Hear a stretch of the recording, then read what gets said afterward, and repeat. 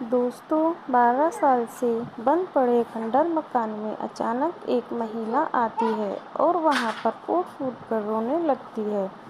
वे रोते हुए चीख-चीख कर कह रही थी कि मुझे मेरी बेटी लौटा दो। कहाँ है मेरी बेटी? इतनी ही देर में वहां पर एक नर्स आती है और वह आने के बाद उस महिला को एक जोरदार चांटा लगा देती है। कहती है कि अब 12 साल बाद तुम्हें तुम्हारी बेटी की याद आई है। लानत है तेरी जैसी माँ पर।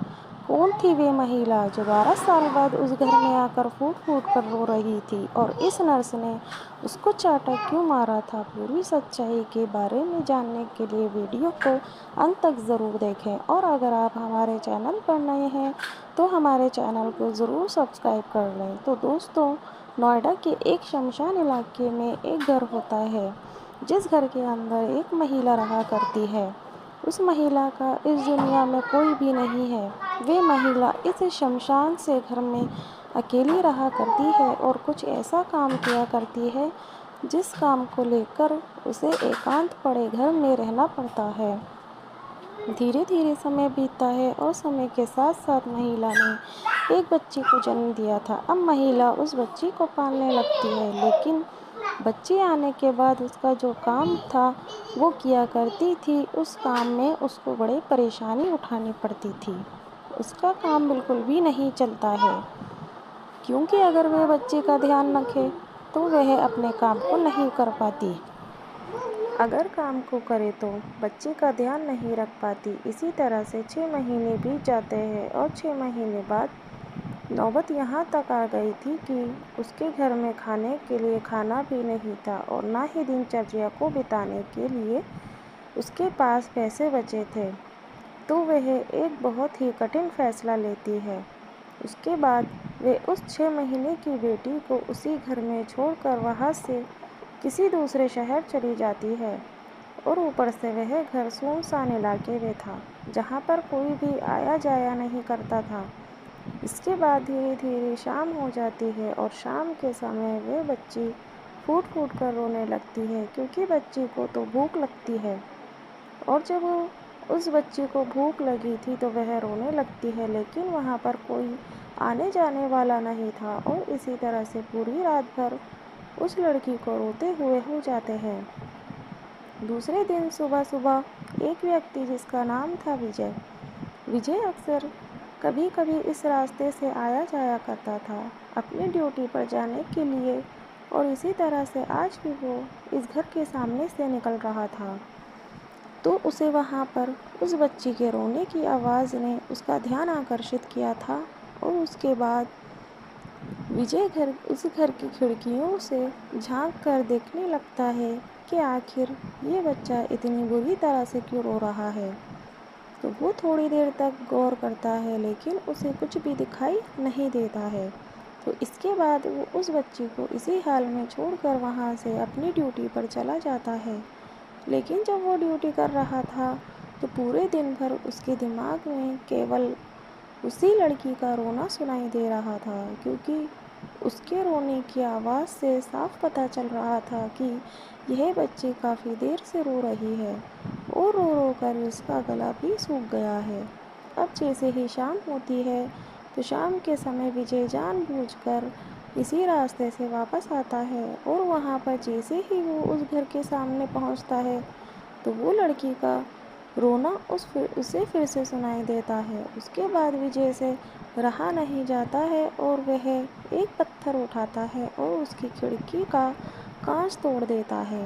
अब खिड़की का कांच तोड़ने के बाद जैसे ही वो उस घर के अंदर झांकता है तो देखता है कि एक बिस्तर के ऊपर एक 6 महीने की बच्ची लेटी हुई है और वो बुरी तरह से विलाप करके रो रही है। उसके बाद इन सभी चीज़ों को देखकर विजय पुलिस के पास तुरंत फ़ोन मिला देता है और पुलिस भी मौके पर पहुंच जाती है। पुलिस वहां पर आती है। आने के बाद घर का दरवाज़ा तोड़ती है और तोड़ने के बाद उस बच्ची को देखती है। बच्ची की हालत बहुत ज़्यादा दयनीय थी। लगभग पिछले 36 घंटे से वो बच्ची उस घर के अंदर अकेली पड़ी हुई थी और फूट फूट कर रोई जा रही थी, और अब उसका रोना भी बहुत धीमा हो गया था। इसके बाद पुलिस वाले उस विजय नाम के व्यक्ति का धन्यवाद करते हैं इस चीज़ की जानकारी देने के लिए, वरना एक छोटी सी बच्ची इस दुनिया से विदा हो जाती।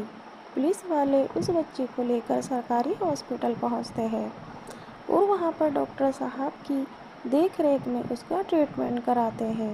अब पुलिस वाले उस घर के मालिक को ढूंढने की कोशिश करते हैं, लेकिन काफ़ी ज़्यादा छानबीन के बाद भी उस घर की मालकिन जो महिला थी उसे वे नहीं ढूंढ पाते हैं, क्योंकि वे महिला काम करने के लिए किसी दूसरे शहर चली गई थी और पुलिस उसको ढूंढने में नाकामयाब होती है। अब बच्ची हॉस्पिटल के अंदर रहा करती है और हॉस्पिटल का जितना भी स्टाफ था वे उस बच्ची से बहुत ही ज़्यादा प्यार किया करता था। धीरे धीरे समय बीतता है और समय के साथ साथ वे बच्ची ठीक हो जाती है। लेकिन हॉस्पिटल के अंदर जो स्टाफ था उसमें एक नर्स थी जिसका नाम था ऐना। ऐना उस बच्ची को देखकर बड़ी प्रसन्न हुआ करती थी और उसके अंदर कहीं ना कहीं उसको अपना बचपन दिखाई दिया करता था, क्योंकि ऐना भी एक अनाथ थी। वह अनाथ आश्रम में पाल पोस कर बड़ी की गई थी और उसके बाद अब वह हॉस्पिटल में काम किया करती थी और अनाथ आश्रम की देखभाल किया करती थी। अब जैसे ही उस बच्चे को देखा करती, उसको खिलाया करती है, तो एकदम से उसे अपना बचपन याद आ जाता है और वह सोचने लगती है कि मैं तो अनाथ थी, लेकिन इसकी ज़िंदगी में बनाकर ही रहूँगी। उसका लगाव उस बच्चे से कुछ ज़्यादा ही हो गया था और वह उसको सबसे ज़्यादा टाइम दिया करती थी, उस बच्ची के साथ खेला करती थी और इसी तरह से समय बीत रहा था। लेकिन तभी अचानक से डॉक्टर साहब उस बच्ची को डिस्चार्ज कर देते हैं और पुलिस आकर उस बच्ची को एक अनाथ आश्रम में भेज देती है। अब जैसे ही दूसरे दिन ऐना ड्यूटी पर आती है तो आने के बाद उस बच्ची को ढूंढने लगती है, उसे कहीं भी नहीं मिलती। तो वह स्टाफ से पूछने लगती है कि मेरी बेटी कहाँ है। उसके बाद उसके स्टाफ के साथ की नर्स थी, वह उससे कहती है कि तेरी बेटी तो अभी शादी भी नहीं हुई है, तो तेरी बेटी कहाँ से हो गई है। तो वह कहती है कि मैं उस बच्ची के बारे में पूछ रही हूँ जो यहाँ पर उस घर से लाई गई थी, जिस घर के अंदर उसे मरने के लिए छोड़ दिया गया था। उसके बाद वे उसका मजाक उड़ाते हुए कहती है कि वो तेरी बच्ची नहीं है, वो तो ऐसे ही आई थी और अब वो अपनी सही जगह पर चली गई है। पुलिस वालों ने उसको अनाथ आश्रम भेज दिया है और वहीं पर अब उसका जीवन व्यतीत होगा। इसके बाद ऐना उन लोगों से अनाथ आश्रम का एड्रेस पूछने लगती है और वह लोग भी उसे अनाथ आश्रम का एड्रेस तो बता देते हैं और कहते हैं कि तू क्या करना चाहती है। तो वो कहती है कि मैं इस बच्ची को अपने साथ पाल पोस कर बड़ा करूँगी और उसको एक अच्छा भविष्य दूँगी। इस बात को सुनने के बाद स्टाफ एक बार फिर से उस पर हंसने लगता है और कहने लगता है कि अभी तो तेरी शादी भी नहीं हुई है, तो इस बच्ची को पाल पोस कर कैसे बड़ा करेगी। तो वो कहती है कि मैं काम करती हूँ और काम करने के बाद मैं इस बच्ची का पालन पोषण करना चाहती हूँ। ऐसा कहकर वे हॉस्पिटल से छुट्टी लेती है और सीधा उसी अनाथ आश्रम में पहुँच जाती है। वहाँ जाने के बाद अनाथ आश्रम वालों से बात करके उस बच्चे को लीगली गोद ले लेती है, यानी कि कागजी कार्रवाई करती है और कागजी कार्रवाई करने के बाद अब उसकी बेटी वो लड़की बन गई थी। उसके बाद वे नर्स उसको अपने घर में रखने लगती है और पाल पोस कर बड़ा करने लगती है। ऐना जो कि एक सरकारी नर्स थी, उसके पास एक छोटा सा घर था जिसके अंदर वो उस बच्ची को रखा करती और अच्छी तरह से उसका पालन पोषण किया करती। धीरे धीरे समय बीतता है, समय के साथ साथ बच्ची बड़ी होने लगती है और जैसे ही वो बच्ची पढ़ने लिखने लायक होती है तो उसके बाद ऐना उसका एडमिशन एक स्कूल में करा देती है।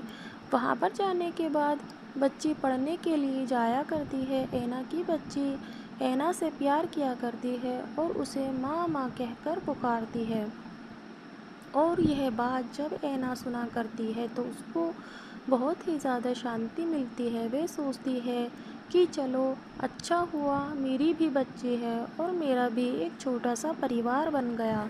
उसके बाद धीरे धीरे वह लड़की स्कूल में पढ़ा करती है और एक दिन अचानक से आकर अपनी माँ से कहने लगती है कि माँ, मेरे पिताजी कहाँ हैं। उसके बाद उसकी माँ उससे कहती है कि बेटी, पिता की तुझे ज़रूरत क्या है, मैं ही तुम्हारा पिता हूँ और मैं ही तुम्हारी माँ हूँ। लेकिन वो बच्ची कहती है कि सभी बच्चों के पिता स्कूल आते हैं और स्कूल से उनको लेकर जाते हैं, लेकिन मेरे पापा कहाँ है, मैं जानना चाहती हूँ। तो उसके बाद है ना, उससे कह देती है तुम्हारे पिता की तुम्हारे जन्म से पहले ही मौत हो गई थी। ऐसा कहकर वे उस बच्ची को चुप करा देती है।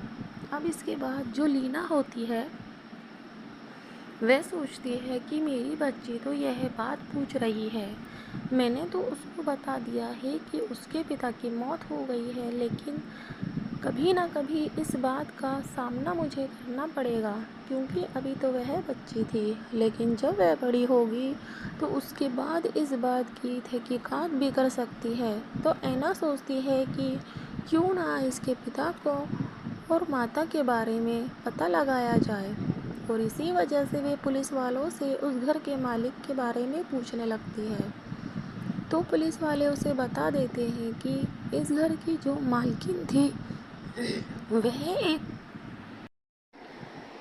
महिला थी और उसका कोई भी अता पता नहीं है। हम लोगों ने बहुत ज़्यादा ढूंढने की कोशिश की थी। अब इसके बाद ऐना एक बार तो उदास होती है, लेकिन फिर वो तय करती है कि मैं रोज़ इस घर पे आया करूँगी और आने के बाद देखूँगी कभी ना कभी तो इस लड़की की माँ यहाँ पर आएगी और उससे पूछूँगी कि इसका पिता कहाँ है। धीरे धीरे समय बीता और समय के साथ साथ वे लड़की 12 साल की हो जाती है। अब ऐना जब उसकी बेटी 7 साल की थी, उसी दिन से उस घर पर रोज़ जाया करती है और काफ़ी देर तक वहाँ पर किसी के आने का इंतज़ार करा करती और फिर वहाँ से वापस आ जाया करती। इसी तरह से समय बीत रहा था। अब तभी एक दिन अचानक से जब ऐना उस घर पर किसी को देखने के लिए जाती है, तो उस घर के अंदर एक महिला फूट फूट कर रोने की आवाज़ आती है और वह महिला चीख चीख कर कह रही थी कि मेरी बेटी कहाँ है, मेरी बेटी को लौटा दो। अब जैसे ऐना उस घर के अंदर जाकर देखती है तो वह देखती है कि उसी कमरे के अंदर जहाँ पर कभी उस बच्ची को अकेला छोड़ दिया गया था, एक महिला बैठी हुई है और वह फूट फूट कर रो रही है, चीख चीख कर इस खंडर नुमा घर की दीवारों से कह रही थी कि मेरी बेटी कहाँ है, मेरी बेटी लौटा दो। उसकी आंखों में आंसू हैं और वो बहुत ही ज़्यादा पछता रही है। अब ऐना जैसे ही उस महिला को देखती है तो एकदम से उसके पास आ जाती है और एक जोरदार चांटा उसके गाल पर जड़ देती है। उसके बाद में महिला से कहने लगती है कि लानत है तेरी जैसी माँ पर जो इतनी छोटी सी बच्ची को यहाँ पर इस तरह से छोड़कर गई, और उसके बाद आज तुझे उसकी याद आई है। तू तो माँ के नाम पर कलंक है। अब इस बात को सुनने के बाद वह महिला और भी ज़्यादा फूट फूट कर रोने लगती है और कहती है कि मेरी मजबूरी थी। तो ऐना उससे कहती है कि ऐसी क्या मजबूरी हो गई जो एक छोटी सी बच्ची का जीवन तुझे दिखाई नहीं दिया। उसके बाद वह महिला अपनी पूरी कहानी बताती है। वे बताती है कि मैं गलत काम किया करती थी और इसी वजह से मैंने शमशान जगह पर यह घर ले रखा था। अब जब मेरी बच्ची हो गई थी तो मेरे घर में खाने पीने के लिए खाना भी नहीं बचा था और ना ही जीवनचर्या को चलाने के लिए पैसे बचे थे। उस टाइम पर मेरी मजबूरी हो गई थी, या तो मुझे बच्ची को चुनना था या अपने जीवन जीने के लिए उस काम को चुनना था। तो मैंने बच्ची को छोड़ना बेहतर समझा और उस दिन मैं उसको छोड़कर यहाँ से किसी दूसरे शहर में चली गई थी। अब इस बात को सुनने के बाद ऐना को बड़ा ही गुस्सा आता है और वह उससे कहती है कि अगर ऐसी ही बात थी तो तू भीख मांग कर खा लेती, लेकिन तूने जो इतनी सी छोटी बच्ची को ऐसे मरने के लिए छोड़ दिया, ये इंसानियत के खिलाफ है। अब मेरा मन तो ऐसा कर रहा है, मैं पुलिस को बुलाकर तुम्हें पुलिस के हवाले कर दूँ, क्योंकि जो तुमने काम किया है वो माफ़ी के लायक नहीं है।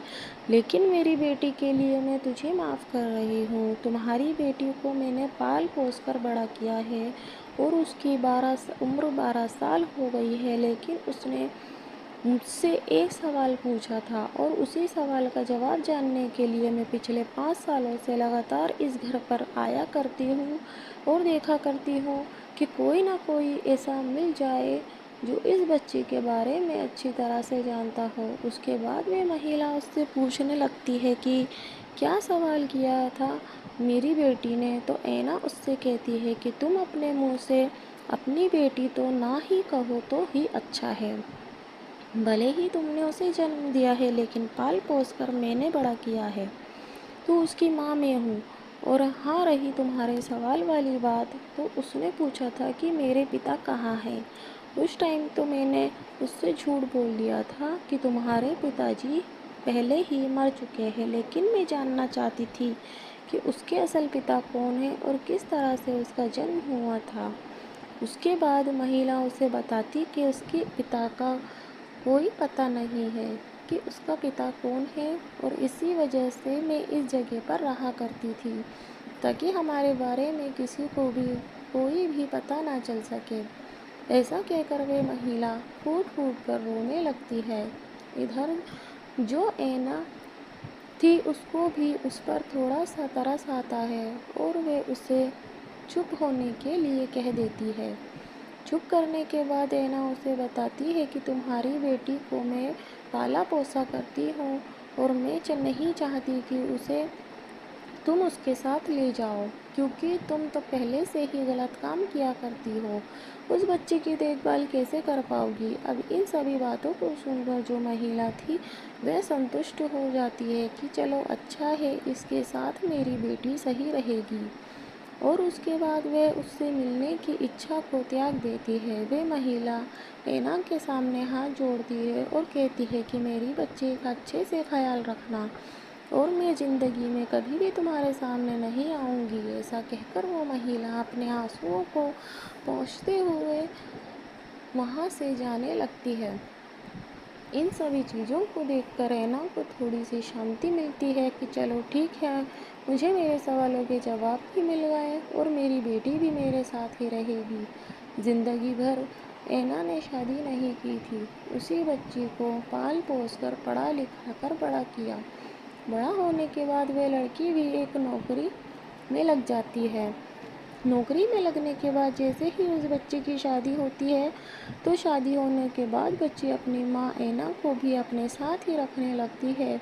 उसने शादी भी इसी कंडीशन पे की थी कि मेरी माँ मेरे साथ रहेगी और जब तक वे ज़िंदा है मैं उनकी सेवा करूँगी। तो दोस्तों, यह थी कहानी एक 6 महीने की बच्ची की, जिसे एक मकान के अंदर मरने के लिए छोड़ दिया गया था। लेकिन वो कहते हैं कि अगर ऊपर वाला किसी को बचाना चाहे तो उसे कोई नहीं मार सकता, भले ही उसे जन्म देने वाली माँ ही क्यों ना हो।